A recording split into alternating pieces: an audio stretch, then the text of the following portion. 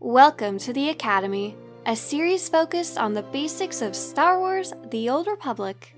If you run into a difficult fight while playing solo in Star Wars: The Old Republic and are having trouble defeating it, here are some tips to become better at combat, whether you're working on your class story, the expansions, or on heroic quests in the open world.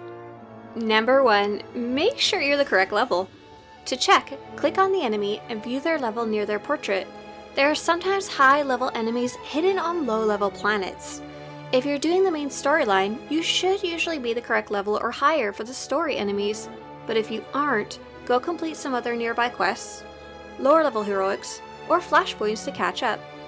If you are too low a level, you may not even be able to hit high-level enemies, much less survive the damage they dish out. Number 2. Make sure this is a solo fight. Heroic quests and heroic areas are meant to be done by 2 or more players in a group, though skilled players often solo them. But if you're new to the game, you may want to find a friend or come back to them later. Flashpoints are meant to be group quests. Some have solo or story modes available, but if you accidentally go into the veteran or master mode version, they are meant for groups of 4. World bosses and dark vs. light enemies are found in the open world and are only meant to be fought with large groups and have a ton of health. So if you run into one of these epic enemy situations, you're not meant to be fighting those enemies alone at all. Number 3. Level up and gain all your new abilities. Every time you level up, your abilities can be upgraded. Visit your class trainer to upgrade or unlock any new abilities if you haven't already. You can usually find a class trainer in the main city of the planet you're on, or in the combat training section of the fleet. Number 4. Upgrade your gear. You can buy upgrades for your gear every 5 levels or so from the fleet in the supply section. You will want to buy a full modifiable set of gear, offhand and main hand weapon from the adaptive vendor, then set a modification every empty slot of that adaptive gear. At the time of making this, there are modifications available for sale at level 10, 14, 18, 22, 26, 30, 34, 38, 42, 48, 52, 56, 60, and 65 and 70 if you need them. Before you upgrade this way, make sure your current gear that you haven't picked up along the way isn't already better. If you haven't modified your gear before, I've got videos called How to Upgrade Your Gear for low levels, and How to Gear Up at level 75 for endgame. Number 5. Upgrade your companion. Your companion's influence level directly affects how strong they are, and they can reach up to level 50 influence. There are many ways to raise your influence. The first is through certain cutscenes, where you make decisions that they like. The second is through companion gifts, which can be bought from other players on the GTN, earned through diplomacy, investigation, treasure hunting, or underworld trading, or by buying them from the companion gifts vendor in the Galactic Trade Market section of the fleet, or powerful, expensive companion gifts from the Odessan Cantina. Companions only respond well to certain types of gifts, so make sure to check a companion gift guide first. The final way is through a compendium. A compendium item automatically levels your companion to influence level 50. You can either get one in the Stronghold section of the fleet for 3 dark projects plus 4.25 million credits from the GTN, or buy them from the cartel market. Your companion's gear is purely for looks. It does not affect them in combat. You don't need to upgrade your companion all the way to level 50. You can start by just getting them to level 20 or 30 influence. Number 6. Check and protect your companion. If you are playing as a damaged character or a tank, your companion should be set to healer, especially for difficult fights. If your companion is a healer, it's your job to protect them. If your class has a taunt, use it to pull enemies away from them, and protect them with your defensive and useful abilities so they can keep you alive by healing you. You'll also want to use the passive companion ability to help them move out of harmful effects on the ground, which you can even keybind if you want to be fast with it. If you're leveling as a healer, you may want to try temporarily switching to a DPS role and have your companion heal you instead. Number 7. Use Heroic Moment.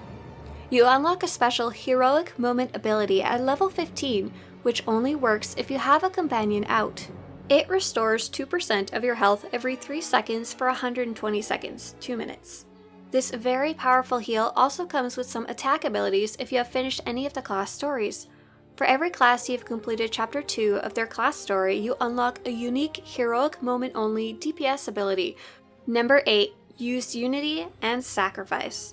If any of your characters reach Light 5 or Dark 5, you unlock 2 special abilities you can only use with a companion out. Unity, unlocked through Light 5, will reduce the damage you and your companion take by 50% for 15 seconds. Sacrifice, unlocked through Dark 5, will instantly heal you for 40% of your total health, while sacrificing your companion to the brink of death to about 10% of their total health. Number 9. Use your defensive abilities. Using your defensive abilities can help keep you alive long enough for your companion to heal you. These can be shields or heals in your abilities list. I like to put all of these on one quick bar together so I can see them easily. Keybinding your abilities can help you get to them quicker in an emergency. Don't forget you can also use defensive abilities preemptively if you know a big attack is coming. Number 10. Use your stuns. Your stuns can be incredibly useful to temporarily keep enemies out of a fight. Use your stuns, pushes, and slows to keep your enemies at bay. Stunning an enemy keeps them from attacking you for a few seconds, buying you a little more time. Number 11. Use your interrupt and stunbreaker. If you see your enemy casting a strong ability, interrupt them to stop it. And if you get stunned, use your stunbreaker to break free. Your interrupt is probably your most useful key to keybind if you've never tried keybinding before. It will help you interrupt abilities quickly during the short time you see them on the screen. Personally, I keybound mine to E for interrupt. Number 12. Learn your class's attack abilities efficiently. While this guide can't give you an in-depth use of your attack abilities, if you're a higher level, you can look up a max level guide for your class and follow along as best as you can. The alternative is to read through all your abilities, including all your passives, to see how your abilities interact and play off of each other. Especially figure out what makes your abilities glow so you can trigger those special attacks more often, and figure out what your hardest hitting abilities are so you know what you can combine your buffs with by looking up your damage numbers on your attack abilities in-game. The faster you can defeat your target, the less damage they can do to you while they are alive. Number 13. Pay attention. There are going to be some fights in the game that have special mechanics, especially at higher levels and in flashpoints. Walk sideways or forward out of any colorful circles or other damage markers on the ground. Some bosses will have special unique abilities that will try and throw you off compared to normal fights. If you're facing down a special boss, try left-clicking them or tab targeting them before you start the fight and read their buffs by hovering your mouse over them. For example, many bosses cannot be stunned or moved around, and using a stun on them is a waste of an ability and time. Others may have a reflective shield up during certain parts of the fight. Some enemies need to be defeated in a certain order, and the buffs may give you clues about that. Many have heavy-hitting abilities that should really be interrupted, and you can figure those out as you take a lot of damage during the fight, see what causes those damage takedowns. Others can heal themselves for a big chunk of health if you don't interrupt them, or will knock you down for a long time if you don't interrupt them. And number 14, get help. If you're just getting stuck on one boss, reach out for help. General chat on your planet is usually the easiest place to ask. Be polite, explain where you are and the name of the boss you're trying to get past. While some players may be rude, there are lots of players out there who may have been in the same situation in the past and are happy to pitch in for a few minutes to help you with your fight. Good luck! Combining all of these tips will turn you into a beast of a solo player and actually prepare you for many types of group content. I would really love to hear in the comments below about any of the fights in the game that you've encountered that you found really difficult while playing solo. Was it a boss in your class story, or was it one of the bosses in these story chapters in the expansions? Let me know in the comments below.